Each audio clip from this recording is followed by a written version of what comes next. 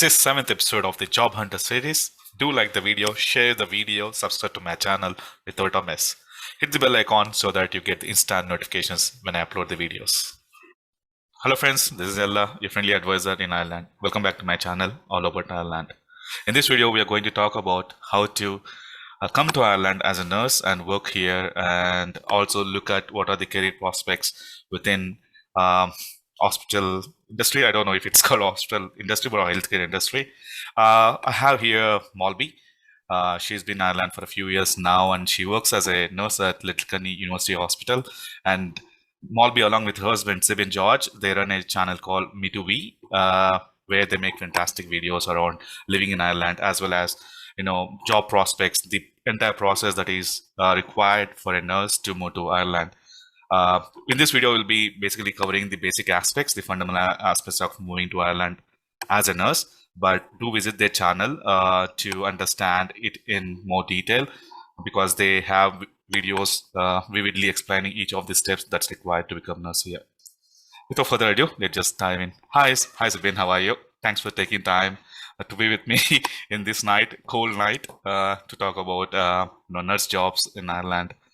I did give a brief introduction, but yeah, can you talk a bit about your personal and professional background, which I did not cover? Thank you, Yella, first of all, so much for giving us this opportunity to be in your channel. It's really a privilege, because we definitely feel that all the YouTubers should be supporting each other, because we can grow together as one family. Yeah. So we really feel very, very privileged. Y'all must be thinking where my husband is right now, but then he's still here because we run the channel together, like Yella said, Me to We. And we definitely upload a lot of videos, informative videos as well as travel videos. Just to let you know about myself, my name is Molby, and we are basically from Pune in Maharashtra, India. So I finished my education and everything back home in India. I finished my Bachelor of Nursing back home in India. I had worked in India for 4 to 5 years, and then I had moved to Singapore for future aspects. And I really wanted to keep on aspiring my dream. So it was my dream to work in Europe. So that's how I landed up in Ireland here, and I've been here for the last 3 years. Oh, fantastic story. So overall, before you moved to Ireland, you had like 5 to 6 years of experience. Yes. And what made you choose Ireland? Because you were already in Singapore. Singapore is also a great country. Why did you choose Ireland of all the European countries? Basically, everyone, I think every nurse, whenever she starts to, start the stepping stones of building her foundation, they always dream about getting a job in abroad and settling abroad. It's just because of the aspect which they look towards nursing. It's like it's more a respected profession, I just feel. So that's why every nurse dreams of working abroad and trying to cherish their own dreams and everything. So Ireland was one of the countries I wanted to work in, because it's part of Europe, and like I wanted to move into Europe because it's beautiful to stay here and the people all are loving. So basically, like I left Singapore. The main reason was because Singapore is definitely a very, very beautiful country. For people who have been there and worked there, it's very, very modernized and very high tech. But the reason was because we were not getting PR and everything, and I couldn't move with my family. So that was the reason I thought that Europe will be a very good chance, because all about working is to live with your family in a one sweet home. There's no point in earning alone and living alone. Exactly. Yeah. Perfect. And you came to Ireland. It's been 3 years. So what are your first thoughts about Ireland? And then are the thoughts still valid after 3 years? Yella, to frankly tell you, initially when I moved into Ireland, like you said, I'm in Letterkenny. So it's not like Dublin. It's like more of a county and like a kind of a small kind of a village. Like it's not that developed also. But then it's still very good because the cost of living is not that expensive. Yeah. So definitely people would love. And it's a beautiful county because it's surrounded by landscapes and seas and oceans. It's very beautiful, like scenic wise. But the thing is, especially if you're born and brought up in cities, like I am from Pune. Yeah. So it's very, very, busy, and you have crowd and you have people, you have shops, and like the nightlife is happening. So all that was a challenge for me when I moved in here, because it is completely the opposite. We don't have that many shops and, things and all around here. So that was definitely, it took me like 6 months to actually get oriented to this place and this environment, people over here. But then the people over here in Donegal, they are very, very loving. Yeah. So even though you don't know them, and if you're walking onto the roads and everything, they'll definitely look at you and say, hi, how are you? So you feel like, oh, all right, you don't know someone, but then still they're greeting you. So it's nice. Like, it is a good feeling. Like 3 years when I came, I had a problem towards the start, but I just feel that I just made a good decision and God gave me a right place. So I'm really, really enjoying here. I'm making my videos, I'm doing my works, I'm getting quality time with my family. So I'm liking it. Yeah, Irish people are very welcoming, right? In that aspect, on the streets, even if you visit their home, they're very lovely people. And yeah, which month did you come to Ireland? What was the month when you I came here? came in the year 2019, March. March. You are still, you were lucky that you came at the start of, better days. Yeah, exactly. If you had come, I came in September, and by October, I was like, did I choose the wrong country because of the weather, consistent rains? But yeah, I'm still here for 4 years, so I think I made a right decision to be here. So again, the next question is all about jobs within healthcare space. Recently they made a decision that healthcare assistants also are critical skills workers. So it means that there's a scope for a lot of people to move into Ireland. Now, you said you searched for jobs from Singapore and you chose Ireland. How difficult was that? And did you get any help with respect to the process? Actually, frankly speaking, Yella, for me, like, it wasn't difficult to find a job because, like, when I had started searching for a job, I already knew, like, if you have to travel to Europe, it's basically I'm running it from the nursing point of view. It's like, see, for nurses, if they have to move to any of the countries abroad, they have to qualify the basic exams. So like OET and IELTS. So once you give your OET and IELTS, it doesn't finish. Then you start with your processing work. And once your processing work is finished, you get your decision letter and everything. But like, see, the moment you enter into any respective country now, say like for Ireland, if you have to come in here, you have to give an aptitude or an adaptation. So basically, this has been decided by whichever agency you are with back home. So I had done all my paperwork through IITR. It's called as India International Technical Health Recruiters. Mm-hmm. So they are basically placed in Delhi. Mm-hmm. So it was a free recruitment, and they were very, very helping, because I had done, when I was in Singapore and I was working there for 2 years. Once I was on my verge to finish my contract for 2 years. So within that 2 years of time, I gave my OET, and then my last year when I was working there, it took like around 8 months for the decision letter to come, because usually the processing time for Ireland is what's OET? It's an occupational English test. Okay. So it's same like IELTS. So it's just a qualifying English exam saying that you are able to, fluently talk in English, and you're going to an English speaking country. Okay. So you'll be able to talk to people and convey your message to the people, and they could understand. So basically, it's just a basic qualifying exam. Okay. So once you clear your OET, only then you have to look for an agency. So that agency which I had gone through was IITR, like I told you. Yeah. So they do all the processing work for you. They'll fix all the interviews and everything. So now interviews are being done via Skype. Okay. So you get like the interviewees from Ireland. They come on the Skype, and then they have a 45 minutes interview with you. So basically all questions are asked, like which area you're working, and like it'll always be based on the area which you're working and your practice, scope of practice and everything. So basically, like nurses who are giving their interview, just a few questions, and if they feel that you're confident, enough and you're very capable enough, usually you do crack the interviews. I haven't heard anyone not clearing a Skype interview. And these questions are more of technical, to the job they usually do, or are they aptitude competency-based questions? What exactly? It's basically everything in one. It's all in one. So it's basically depends on which area you've been working.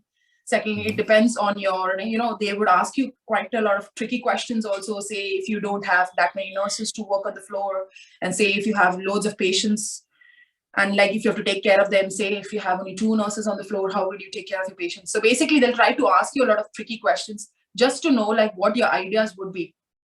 Okay. So it's just very practical, but they can be tricky at times. Okay. But it's just like all the base, whatever is your basic knowledge that's what you say. And that's how you clear your Skype interview. So once you clear your Skype interviews, the next important thing is they send you a set of documents, which you have to upload it in the NMBI website. So when I had applied in 2019, it was all had to be posted to them. To Ireland, but from India. Yeah, from India. We had. And so what's it's not us. NMBI? NMBI. NMBI. Okay. It's in Ireland, and Okay. board of IRL. Yeah. Okay. So basically that was in 2019, but now I think they've started this email system. So because of the COVID and everything, they're getting a high volume of papers and documents. So that's why they have started this email system now, so they could email and post it on their website itself. So basically you have to create your own NMBI account wherein you can go and check your processing, like, because if your papers have been submitted, like all your documents have been submitted, only then they start the processing in Ireland. So when you say processing, do they assign you to an hospital, or do you choose the hospital? No, initially what happens is they first verify all your documents. So once all your documents and everything has been cleared, right? So whichever interviewer takes your exam, like your Skype interview, so it will be either for Galway, either for Dublin. So there'll be a lot of hospitals which will be looking for nurses. So whichever hospital county you're given, you'll basically get a job there. So you definitely don't need a sponsorship. So once you clear the interview, once your documents and everything is uploaded, they'll send you a decision letter. So in that decision letter, they will tell you like whether it will be an aptitude or an adaptation. Okay. So you already have a job when you're coming from home, and it's like directly you land in the country. And then if it's an aptitude, they give you a week's time to prepare. So it's basically the aptitude exam is like you don't get like adaptation. It's different. Mm-hmm. It's like you just have a week's time to prepare. There is written and there is oral, practical. Mm-hmm. So the written exam you have to clear and you have to score more than like 35, 45 marks. So you have to score, like if there's 90 questions, you have to score half of them in your written. Okay. Then you have a practical station, like it will be like 20 stations, mm-hmm. and you have to clear 14 of them. Okay. So once you clear that, you get your registration number, the PIN, to work here. So aptitude is comparatively, you'll get your PIN quickly compared to adaptation, because adaptation usually takes 2 to 3 months. And that's done, like you have to literally go to work, and then you'll be having a preceptor who will be overlooking all what you're doing, and she'll be assessing you, and then she'll submit a report to your CNM, the main nurse. Okay. And they submit about us that we are capable enough and we can be given the PIN. So after 3 months, only then you get your registration, your PIN. But for aptitude, you could get it in a month, because once you're cleared your practical, your PIN comes to you. So best way is to choose aptitude to get it early. And which of these two are difficult? Aptitude is difficult. Okay. You said aptitude is also done via Skype, right? Aptitude is not done by Skype. Aptitude, you have to come into the country and you have to give it RCSI in Dublin. Okay. So you have to come and type practical exam. You have like examiner and you have to stand in front of them, and then you have to show everything like practical and theoretical knowledge. Okay. And once that's done, they can start working. Once it's done, I think within 24 hours or maybe 48 hours, they will send you a mail from the RCSI saying that you have cleared or you have still so many stations left. Mm-hmm. Because sometimes what happens is some people don't clear it in the first attempt. Mm-hmm. So they get another attempt. Like, so you can, like, if you don't clear it in the first attempt, you have another attempt. But if you don't clear it in the second attempt, you have to go back home. Okay. That's tricky. Whereas in the second case, you exactly. You don't have that. I haven't heard anyone not clearing the adaptation. It's very, very rare. Okay. And is there a fee for these, either of two? Or? Yeah, you definitely have a fee, because usually, like for me, I cannot tell you what is the exact amount, because it's all the agency pay for you. Mm-hmm. So like whatever processing work we are paying, like for the documents and everything, like the hospital sponsors the agency. So they pay it on our behalf. But I think it's something around 1,000 to 1,200 euros. Okay, so you pay nothing. The agency handles it, and the agency gets money from the hospital. You don't have to do anything. They do everything for you. Perfect. And once you pass, what are your next steps? Then you move to the county, whichever you've got the job. So see, like I had got my job here in Donegal, Letterkenny. Mm-hmm. So the initial week, like when I had reached Ireland, we were in Dublin for a week. Mm-hmm. So we gave our exam. We finished our exam, and that Sunday, like we left, because we had our exam on Friday. Mm-hmm. So we finished all our practicals on Saturday and we left on Sunday morning. So we came to Donegal. So the other good thing is the agency gives you, like they arrange you houses and everything for a month. That's perfect. Because if you look at the other jobs, the other people in IT who come on critical skills, they need to arrange many things on their own, right? And Sorry, do you also get critical skills visa, or what is the visa you get? Is it different? We come in a visa. Okay, Yeah. same visa. Okay. Yeah. So it's just that, and when you come here, you reach here, then we have to wait till you get that mail from the RCSI. Once you get the mail, they have to upload, and then they send a lot of documents to the hospital. So you see, you have to do a lot of blood tests and everything. So once whatever your blood tests and everything are cleared, and from the occupational health point of view, you have no sickness, no illness, and you're fit to work, you can start work. Like you get the date Perfect. to work in the. One of the guys asked me this question in the YouTube channel. If someone is HIV positive, are they allowed to work in Ireland? Can they move from India? Was his question. So I was not sure. Like, if you're HIV positive, I don't think so. Yeah, because as you said, they take the bloods and. Yeah, just because when you're doing, it's not about just being HIV positive. It's like anything. It could be hepatitis. It could be any illness. So basically, all the sicknesses are there. They do it from back home also. Like we have to do blood tests even when you are coming before to Ireland. Like even when submitting the documents here, we have a set of assessment which has been done. Like they tell you from these respective institutes, you have to go and do your blood test and upload your blood. So in those blood tests, if they find anything, they'll definitely come back to you. And they'll ask you to do a titer. Now, say like for Indians, usually what happens is they don't have tuberculosis being done here. But in India, we do get tuberculosis vaccination. So usually what happens is in Indians, usually the titer will be always higher.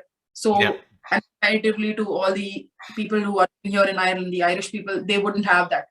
So what they usually do is they ask us to do a titer just to make sure that we are not infected. Okay. So this is like, if we are infected, we are going to give this infection to the patients too. Yeah. One of the first shockers I got is, I used to donate blood in India, and I came here, and as soon as I started working, I wanted to give blood, and I went through the list, and if you're born in India, you can't give blood here, basically. That's what I came to a conclusion. So they're very strict with respect to these sort of things. That's true. They are. So how is your work environment? Do you love it? What are the usual timings? My work, actually, I work I am being paid fortnightly. So every fortnight is how I'm being paid. But usually most of the hospitals, I think in Dublin, are paid monthly. So we here are being paid every fortnightly, and it's 13-hour shift. So we work 7 days in a fortnight. So it's 39 hours.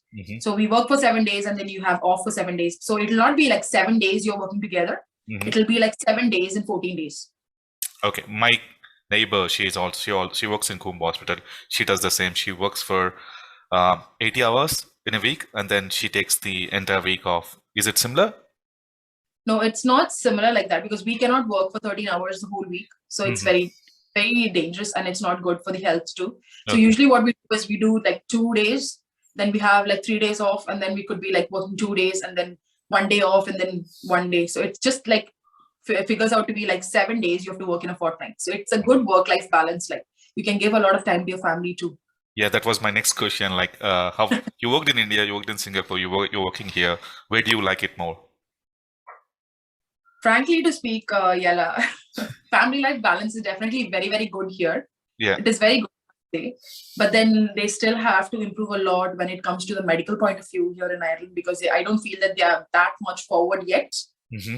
And I really loved my job when I was in Singapore, because even though it was not a 13-hour shift, but it was only 5 to 6 hours, but maybe we had to work Monday to Friday. But then it was still only 5 to 6 hours. But definitely, I would say the work-life balance over here in Ireland is very good, because you can give a lot of time to your family. If you have children, and if parents are working, and you'll usually find if in a household of 3, both the parents cannot be working full-time, you've been knowing. Taxed anything. And so it's always one person works full-time and the other person works half part-time, just for the family. Yeah. So you actually answered all the questions there. You went through the process. If there are a couple of videos, if you can share me later, I'll put it in the video description. Again, for the viewers there, do watch the videos with respect to the jobs within healthcare sector.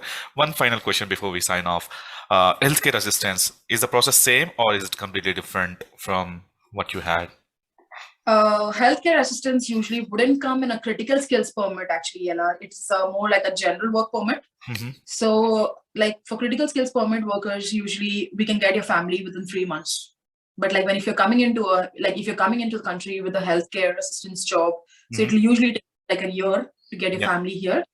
So that's the only difficult thing. So basically, healthcare No, assistants I are mean like the process. I mean, how about the process? I mean, still be same. It'll still be same, but like okay. they have to show proof of what they've been working back home. And for healthcare assistants, now they're saying that it's so now at present what they are focusing more is like nurses Mm-hmm. who want to come into the country and don't have an IELTS or OET can come in as a healthcare assistant. Oh, I completely forgot when you said OET and then IELTS. You need to write 2 exams. No, Or you can one of either those. write OET or you Or, can either write IELTS. and IELTS, So what's the minimum score that's required? it's 6.5. Overall, you should get a 6.5, but then you should have like a 7 and 7 in either of the two. Okay. So it's like 6.5, 7, 7. Okay. So listening, reading, writing, speaking. So it's just that any two you have to get 7 and the other two you have to get 6.5. Okay. But like your overall score should be more than 6.5. Right. Usually IELTS is more challenging Mm-hmm. because it's like very high tech. It's a British exam. So the Yeah. assessment is very high. So most probably people would prefer, like if nurses, I would suggest them that they should go for OET OET. because it's a much easier form of giving an English exam. Perfect. Yeah. What will be one advice or a couple of advices for people who now want to move from India to Ireland as a nurse or healthcare assistant? I would say y'all will definitely love it.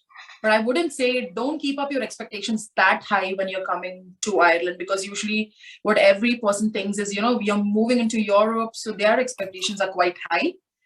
But then I just feel that you should come with an opportunity. I just feel they should have this perspective of it's going to be challenging, Mm-hmm. but it's going to be a different challenge of life. So y'all are definitely going to love it because it just depends on which kind of place and county.